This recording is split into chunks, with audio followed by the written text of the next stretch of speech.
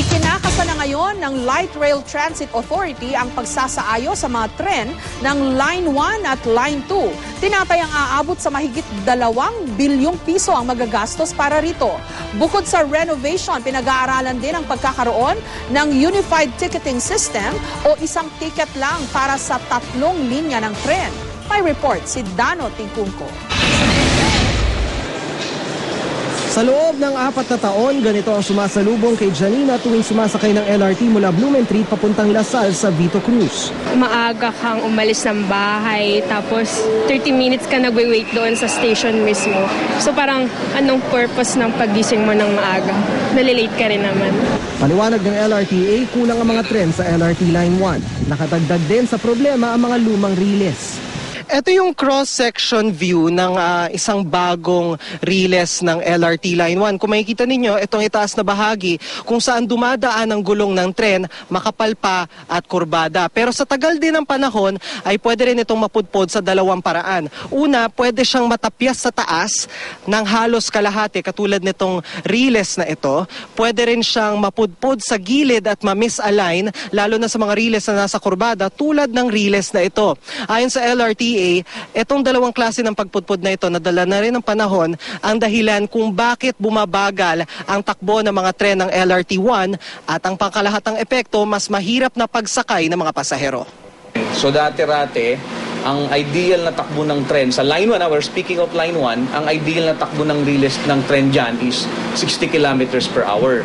Pero since ngayon pudpod na yung riles natin, paano yun, magalaw na yung tren. Magalaw na yung tren, so you have to slow down. Yes, you have to slow down para ma-minimize mo yung galaw.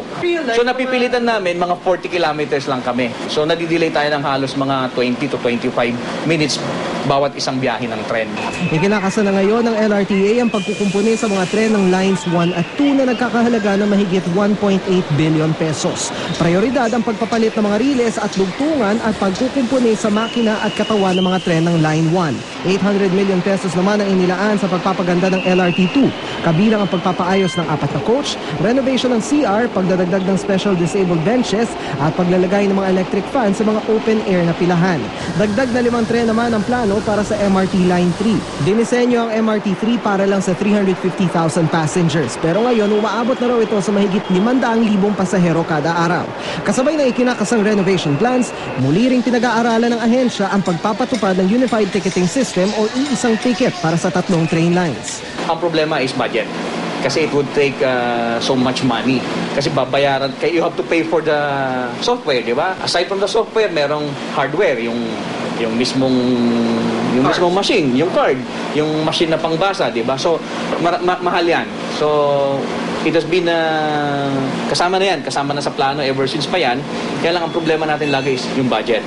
Kasi malaki, mahal yan. Kung matutuloy ang proyekto, malaking ginhawa raw ito sa mga tulad ni Avelina. Minsan kasi pag kumukuha ko 100, hindi naman sa gabi na ako umuwi, hindi ko naabutan yung LRT. Ang MRT, lagi ko naabutan. Kung yung 100 mo sa LRT, gamit mo rin sa... Ay, iba. Hindi pwede yun. Iba yun ito. Hindi, kung magamit mo sana, di Oo, maabutan ko. Yun nga lang mukhang matatagalan dahil dadaan pa sa bidding ang proyekto para sa Unified Ticketing System. Dano Tingkungko, GMA News.